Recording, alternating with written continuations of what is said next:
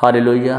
सभी भाई बहन को मेरा जय मसीह की और परमेश्वर की दया और उसकी अनुग्रह है कि आज हम आपके बीच में खुदा के कलाम को लेकर आ रहे हैं। तो हम चाहते हैं कि जितने हमारे यूजर हैं, जितने हमारे सब्सक्राइबर हैं, वीडियो को अंत तक जरूर देखें। और आज का जो हमारा टॉपिक है मसीहों का चाल चलन।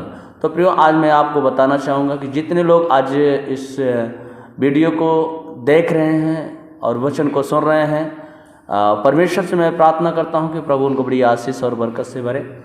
तो प्रियो, आज हम आपके बीच में टॉपिक को लेकर आते हैं वचन को। और जो भी हमारे इस वीडियो पे नए हैं, चैनल को सब्सक्राइब करें, वीडियो को अंत तक जरूर देखें और प्रभु उनको बड़ी आशीष से और बरकत से भरें। तो आइए हम आज का टॉपिक देखते हैं प्रियो, कि मसीहों का चाल चलन हमारा कैसा होना चाहिए। हम परमेश्वर की इच्छा को कैसे जानेंगे, हम परमेश्वर के अनुग्रह में कैसे जिएंगे।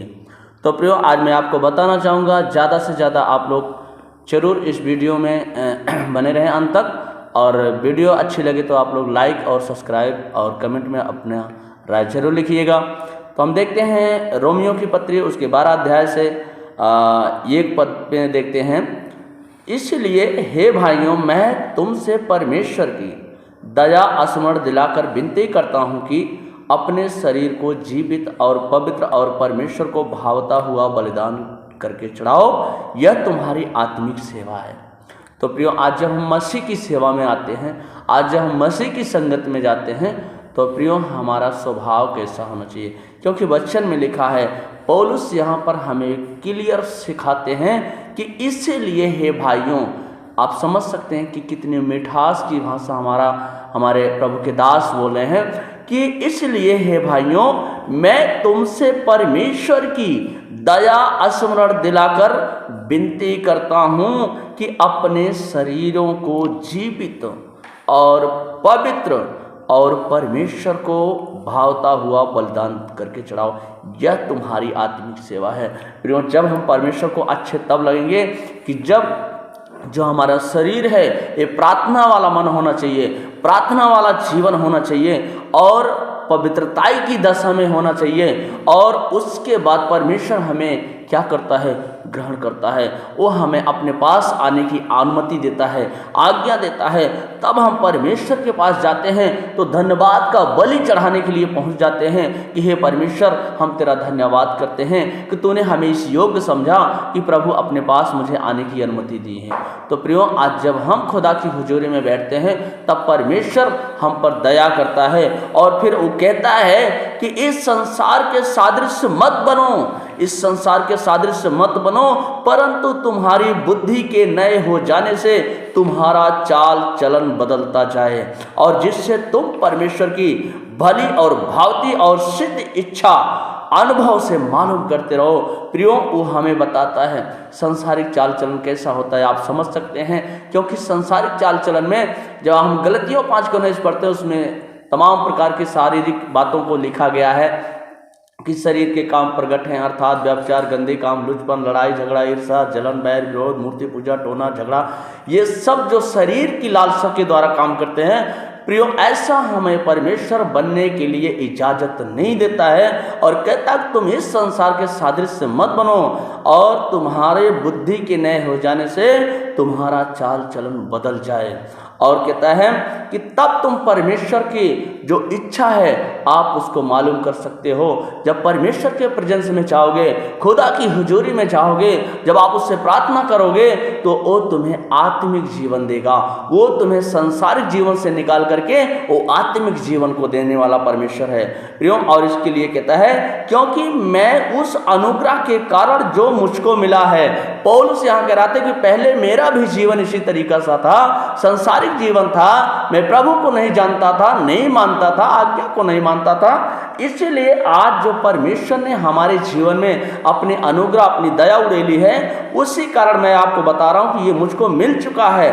तुम में से हर एक से कहता हूं कि जैसा समझना चाहिए उससे बढ़कर कोई अपने आप को ना समझे, और परमेश्वर ने हर एक को परिणाम के अनुसार बांट दिया है, वैसा ही सुबुद्धि के साथ अपने आप को समझें। प्रियो, आज मैं कहता हूँ मसीहों को देख सकते हैं, संसारिकों को देख सकते हैं। संसारिक लोग कैसे उनका बोल वचन होता है, कैसे उठना बैठना होता है, उनमें तमाम प्रकार की बुराइयां होती हैं, तमाम प्रकार के गाली गलौज होते हैं, तमाम प्रकार के हंसी मजाक ठट्टे होते हैं। लेकिन मसीहों के लिए हमारा यीशु मसीह आज पौलुस के द्वारा हमें बता रहा है कि जैसे आज हमें अनुग्रह के द्वारा हमें ज्ञान मिला है, बुद्धि मिली है, समझ मिला है, उसके द्वारा हम आत्मिक जीवन जीने की कोशिश करें, यहाँ पर जरूर करें, हर एक विश्वासियों के लिए है। तो प्रियो, आज अगर हम अपने को कौन सा हमारा छोटा है, कौन सा हमारा बड़ा है, हमें किसके साथ कब कैसे व्यवहार करना चाहिए, कैसे बोलना चाहिए, कैसे उठना चाहिए, ये हमारा जो है मसीह का स्वभाव हमारे अंदर होना चाहिए, मसीह का प्यार हमारे अंदर होना चाहिए, मसीह का जो प्रकाश है हमारे अंदर होना चाहिए। तब हम इस बात को प्रियो समझ पाएंगे, क्योंकि उसने लिखा है कि जैसे यहाँ पर लिखा, हम आगे जब पढ़ते हैं रोमियो 12:8 में देखते हैं, जो उपदेशक हो वह उपदेश देने में लगा रहे, जो दान देने वाला उदारता से दे, और जो अगुवाई करे वह उत्साह से करे, और जो दया करे वह हर्ष से करे। प्रेम निष्कपट हो और बुराई से घृणा करो, भलाई में लगे रहो। प्रियो, हमारा परमेश्वर चाहता है कि हम बुराई ना करें, हम भलाई में लगे रहें। अगर मुझसे ये बन सकता है तो हम प्रभु की इच्छा को तभी मालूम कर सकते हैं जब ये काम हम करेंगे। अगर हमसे नहीं बन पड़ता है तो मैं किसी की बुराई ना करें, क्योंकि इसमें लिखा है कि भाईचारे के प्रेम में एक दूसरे पर दया रखो, परस्पर आदर करने में एक दूसरे से बढ़ चलो। हमें किसका आदर करना चाहिए? अपने बड़ों का आदर कैसे करना चाहिए, अपने छोटों का आदर कैसे करना चाहिए, यहाँ पर हमें परमेश्वर का वचन बताता है। प्रयत्न करने में आलसी ना हो, आत्मिक उन्माद में भरे रहो, प्रभु की सेवा करते रहो। अगर प्रभु की सेवा करने वाले बंदे हैं, आप प्रभु की महिमा में करने वाले बंदे हैं, आप प्रभु के प्रेजेंस में चलने वाले लोग हैं, तो परमेश्वर कह रहा आत्मिक उन्माद में भर रहो। ये संसारिक उन्माद में नहीं, आत्मिक उन्माद में भर रहो और प्रभु की सेवा करो। आलसी मत बनो, प्रार्थना करने में आलसी मत बनो, सेवा करने में आलसी मत बनो, प्रभु की महिमा करने में आलसी मत बनो। लेकिन आज मैं कहता हूँ विश्वासियों में, मैं किसी के क्लेम नहीं करता हूँ, आज मैं आपको बता रहा हूँ, यहाँ पर क्लियर लिखा है। आज मसीह लोग को आप देख सकते हैं, उनको ठट्ठा हंसी मजाक सब उनको पसंद आता है। इसलिए मैं कहता हूँ कि प्रिय भाई बहनों, अगर आप विश्वासी हैं, आप मसीह के लोग हैं, तो बिल्कुल हमारा परमेश्वर कहता है ठट्ठा करने वाली की मंडली में बिल्कुल मत बैठो, ऐसे लोगों के साथ बिल्कुल क्रोध करने वाले के साथ बिल्कुल मत चलो। ऐसे लोगों से हमारा परमेश्वर मुझे अलग करना चाहता है। और फिर कहता है आशा में आनंदित रहो और क्लेश में स्थिर रहो और प्रार्थना में नित्य लगे रहो। आशा में हम परमेश्वर पर विश्वास करें, हम भरोसा करें, हम परमेश्वर पर आशा लगा रहें। आज नहीं तो कल हमारा परमेश्वर मेरी प्रार्थना को उत्तर देगा, क्योंकि राजा दाऊद ने इस बात को साबित कर दिया कि हे यहोवा, भोर की मेरी वाणी तुझे सुनाई दे और भोर की प्रार्थना करके मैं तेरी बाट को जाऊंगा, क्योंकि वो आशा में था कि मेरा परमेश्वर मुझे जरूर देगा। आज उसी प्रकार से हर एक विश्वासियों के लिए होना चाहिए प्रियो, कि आज हम आशा में बिल्कुल आनंदित रहें और नित्य प्रार्थना में लगे रहें। ऐसे मेरा मन खुमार ना हो जाए, मतवालापन ना हो जाए, मैं अविश्वास में ना चला जाऊं कि क्या बताऊं कि मैंने प्रार्थना तो किया, शायद मेरा परमेश्वर मेरी प्रार्थना को नहीं सुना। लेकिन वो परमेश्वर कहता है मैं कान का बहरा नहीं हूं कि तुम्हारी प्रार्थना को ना सुन सकूं, और ना मेरा हाथ इतना छोटा कि मैं तुम्हारा उद्धार न कर सकूं। प्रियो, हमारा परमेश्वर मेरी प्रार्थना को सुनता है। प्रियो, मेरे परमेश्वर का हाथ छोटा नहीं, कोई हमारा उद्धार न कर सके, वो करता है। लेकिन यहाँ पर लिखा, जब हम 13 आयत को पढ़ते हैं, पवित्र लोगों को जो कुछ अवश्य है उनमें उनकी सहायता करूँगा। और कहता है पहुनाई करने में लगे रहो, आप प्रार्थना में लगे रहो, आप विश्वास में लगे रहो, आप पहुनाई में लगे रहो, हर एक का आदर करना सीखो। आपका चाल चलन मसीह के जैसा होना चाहिए। और जब ऐसा आप करते हैं तो परमेश्वर का वचन हमें पूरी रीति से आज सिखाता है कि आपस में एक मन रखो। यहाँ जब हम 16 में पढ़ते हैं, आपस में एक मन रखो और अभिमानी ना हो, परंतु दीनों के साथ संगति रखो। लुचपनों के साथ संगति मत करो, झूठ बोलने वाले के साथ संगति मत करो, व्यभिचार करने वाले के साथ संगति मत करो, ठट्ठा करने वाले के साथ संगति मत करो। प्रियो, आज यहाँ पर हमें परमेश्वर कहता है किसके साथ संगति करना है? दीनों के साथ संगति करो। अपनी दृष्टि में बुद्धिमान न बनो। सुनने के लिए हम जरूर इस बात के लिए तत्पर हों। प्रियो, इसके बदले में परमेश्वर, हमारा वो परमेश्वर महान परमेश्वर है कि जो हमें पूरी रीत से वो छुटकारा देने के लिए तैयार है, वो आशीष देने के लिए तैयार है। और आगे जब हम वचन देखते हैं उसके तीतुस अध्याय की पत्री में जब देखते हैं, हाँ, तो हम देखते हैं तीतुस की पत्री उसके 3 वचन अध्याय से देखते हैं, 1 वचन से यहाँ पे लिखा, तीतुस पौलुस की पत्री से हम देखते हैं, लोगों को सुधि दिला कि हाकिमों और अधिकारियों के अधीन रहें। जो आज मसीहों का ये आप देख सकते हैं कि कहाँ किसके अधीन है। यहाँ पे लिखा कि और उनकी आज्ञा माने और हर एक अच्छे काम के लिए तैयार रहें। आज मैं आपको बताना चाहता हूं कि प्रियो, आज जो भी विश्वासी हैं वो अगर आज अच्छे काम के लिए तैयार हैं तो परमेश्वर उनके जीवन में अच्छा फल देने के लिए तैयार है। और लिखा, किसी को बदनाम ना करें, झगड़ालू ना हो, कोमल स्वभाव के हों और सब मनुष्यों के साथ बड़ी नम्रता के साथ रहें। क्योंकि पौलुस यहाँ पे क्लियर सिखाते हैं, क्योंकि हम भी पहले निर्बुद्धि और आज्ञा ना मानने वाले और भ्रम में पड़े हुए रंग रंग की अभिलाषाओं और सुख विलास के दासत्व में थे और बैर भाव डाह करने वाले जीवन निर्वाह करते थे और घृणित थे और एक दूसरे से बैर रखते थे। यहाँ पर मैं आपको बता रहा हूँ पौलुस क्या करता था। पहले जब आप रोमियो की पत्री उसके 8 अध्याय 9 अध्याय से पढ़ेंगे, उसमें उसके जीवनी के बारे में लिखा गया है कि पौलुस क्या करता था। पहले कलीसिया के लोगों को मारता था, पीटता था, बंदीगृह में डलवाता था, बहुत सताता था। लेकिन एक दिन परमेश्वर ने क्या किया, उसको दोपहर के समय में उस समय दिन को उसकी आंखों की रोशनी ले लिया और उसको परमेश्वर अपने काम के लिए चुना था, इसलिए उसके साथ ऐसा हुआ। इसलिए वो अपने जीवनी के बारे में लिख रहा। प्रियो, आज भी मैं कह रहा हूं, आज जो भी विश्वासी लोग हैं अगर इस तरीके से काम करते हैं तो परमेश्वर का, जब हमारे उद्धारकर्ता परमेश्वर की कृपा और सब मनुष्य को उसकी प्रीति प्रकट हुई तो उसने हमारा उद्धार किया। और यह धर्म के काम के कारण नहीं जो हमने आप किए, पर अपनी दया के अनुसार नए जन्म के स्नान और पवित्र आत्मा के हमें नया बनाने के द्वारा हुआ। आज विश्वासियों को मैं आपको बताना चाहूँगा भाई बहनों कि आज विश्वासी हैं, आज मसीह में हैं, बपतिस्मा लेते हैं, बोझ लेते हैं, वचन पढ़ते हैं, लेकिन आज उनका जीवन कहाँ है? आज उनका परमेश्वर कहाँ खड़ा है? आज उनका विश्वास कहाँ खड़ा है? आज उनका फल कहाँ खड़ा है? आज नहीं समझ पाते हैं। लेकिन इसकी कीमत आपको समझना पड़ेगा। अगर जिस दिन आप इसकी कीमत समझ जाएंगे, उसी दिन आप परमेश्वर की इच्छा को जान जाएंगे। क्योंकि यहाँ पर क्लियर लिखा कि उसने हमारे उद्धारकर्ता यीशु मसीह के द्वारा हम पर अधिकारी से उड़ेला। आज यीशु मसीह क्या है? वो हमें आशीष देने के लिए, बरकत देने के लिए वो तैयार रहता है। पर प्रियो, हमें भी तैयार होना चाहिए, हमें भी विश्वास में बलवंत होना चाहिए, हमें भी प्रार्थना में बलवंत होना चाहिए। अगर जब हम ऐसा करते हैं तो हमारा परमेश्वर हमारे ऊपर दया उड़ेलने के लिए तैयार है। और उसने, जब हम 7 वचन को पढ़ते हैं, लिखा कि जिससे हम उसके अनुग्रह से धर्मी ठहरकर अनंत जीवन की आशा के अनुसार वारिस बने।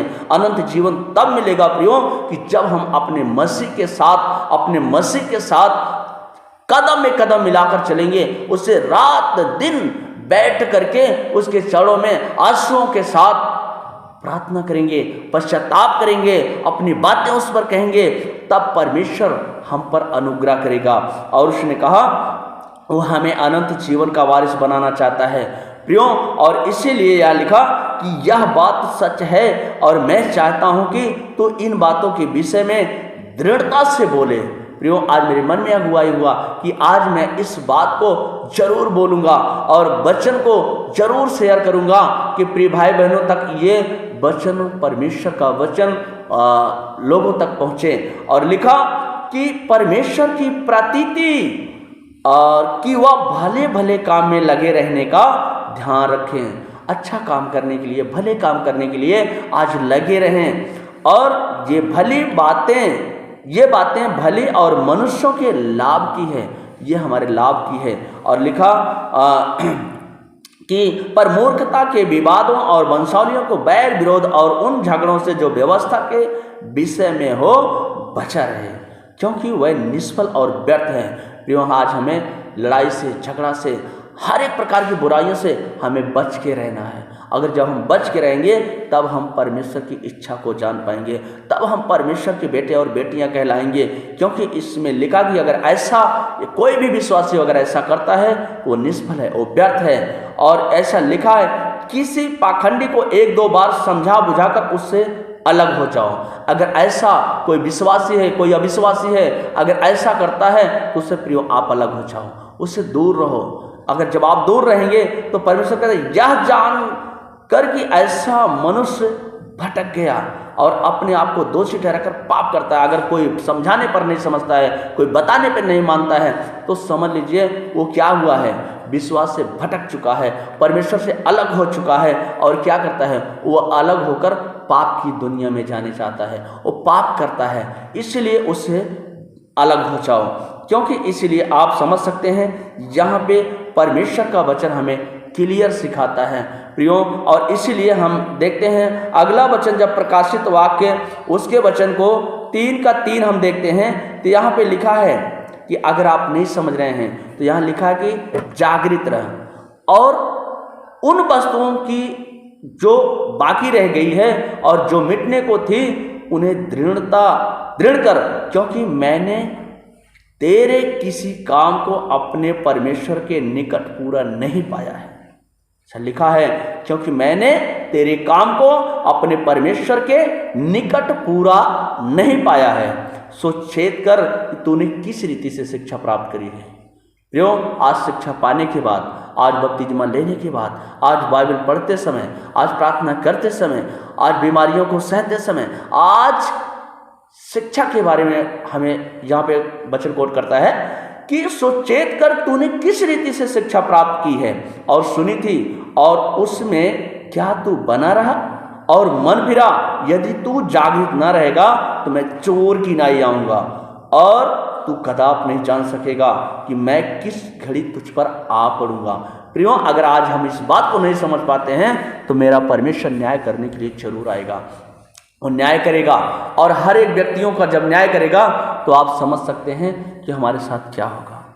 क्योंकि जब आप प्रकाशित वाक्य उसके वचन 22 अध्याय और उसके यहाँ पर प्रकाशित वाक्य उसके 22 का 11 वचन हमें क्या सिखाता है, जो अन्याय करता है वह अन्याय ही करता रहे, जो मलिन है वह मलिन बना रहे, जो धर्मी है वह धर्मी बना रहे, और जो पवित्र है वह पवित्र बना रहे।